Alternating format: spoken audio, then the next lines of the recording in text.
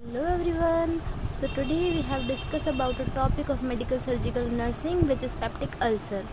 So peptic ulcer की बात हम क्यों कर रहे हैं? क्योंकि ये बहुत इम्पोर्टेंट क्वेश्चन है आपके एग्ज़ाम बेसिस के लिए। ज़रूरी नहीं है एग्ज़ाम के लिए पेप्टिक अल्सर ही आएगा, पर पेप्टिक अल्सर हर बार पूछा जाता है तो इस बार भी पूछा जा सकता है। हम इसको 5 मिनट्स के स्लॉट्स में पूरा करेंगे। पार्ट 1, पार्ट 2, पार्ट 3 ऐसे वीडियोस आती रहेंगी।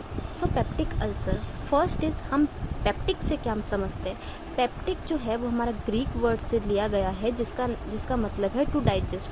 अब डाइजेशन आ गया तो डाइजेशन से हम क्या समझते हैं, हमारा जीआई सिस्टम में हमारे स्टमक आता है। तो स्टमक में जब हमारी म्यूकोजल वॉल जो है वो कट होने लगती है, डैमेज होने लगती है, उसमें छाले पड़ने लगते हैं तो उसको बोलते हैं पेप्टिक अल्सर। अल्सर का मतलब क्या है, वुंड सोर मतलब घाव बनने लगते हैं। सो पेप्टिक अल्सर का मतलब कि हमारे स्टमक में, ईसोफेगस में और हमारे ड्यूडेनम में अगर वुंड्स बनने लगे तो उसको बोलते हैं पेप्टिक अल्सर। अब तुम सोच रहे होंगे कि मैंने इधर ईसोफेगस और ड्यूडेनम को क्यों जोड़ा।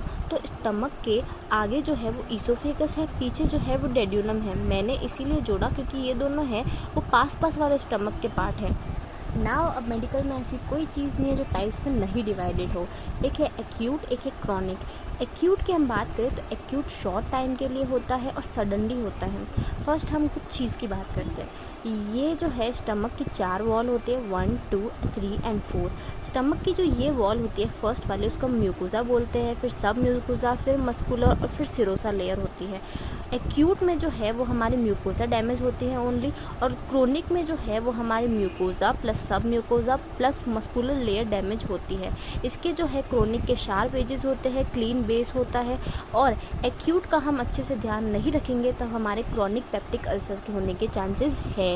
एक और इम्पॉर्टेंट बात बताते हैं, अगर हम गैस्ट्राइटिस में inflammation in the gastric mucosa को हम अच्छे से ट्रीट नहीं करें तो ये भी पेप्टिक अल्सर को कॉज करता है। Now let's come to the etiology and risk factor. Etiology means causes.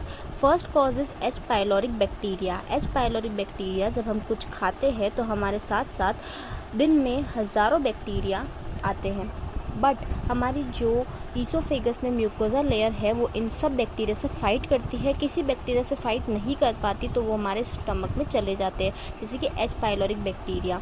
ये क्या करता है, ये म्यूकस को डैमेज करता है, जिससे कि जो है वो पेप्टिक अल्सर के चांस होते हैं, गैस्ट्राइटिस के चांस होते हैं। अब NSAID मतलब non steroid anti inflammatory drugs जो है वो हमारा इरिटेट करती है स्टमक की लाइनिंग को, मतलब स्टमक की म्यूकोजा को इरिटेट करेगी, जिससे कि जो है वो पेप्टिक अल्सर के चांसेस ज़्यादा होंगे और बढ़ेंगे।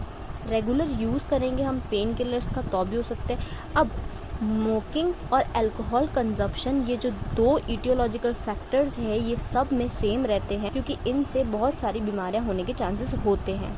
नाउ ये एक चार्ट टाइप फॉर्म है जिससे कि आप लोग ज़्यादा अच्छे से इसको समझ पाएंगे। Now let's come to the clinical manifestations. Abdominal bloating मतलब स्टमक जो है वो फुल लगने लगेगा, बर्निंग होगी स्टमक में, पेन होगा। पेन किस में होगा, खाली अपर मिडिल पार्ट में पेन होगा। हार्ट बर्न होगा, हार्ट बर्न को हम एक और टर्म देते हैं डिस्पेप्सिया। ब्लीचिंग होगी, फुलनेस और feeling of fullness means indigestion एक टर्म है जिसका मतलब है कि फुल लगेगा पेट, ऐसा लगेगा कि हमने बहुत ज़्यादा खा लिया, बट ऐसा कुछ होगा नहीं। एनोरेक्सिया होगा, नोज़िया होगा मतलब जिदुरा होगा, और उल्टी हो भी सकती है और नहीं भी हो सकती है। अगर एनोरेक्सिया है तो हमारा वेट लॉस तो होकर ही रहेगा।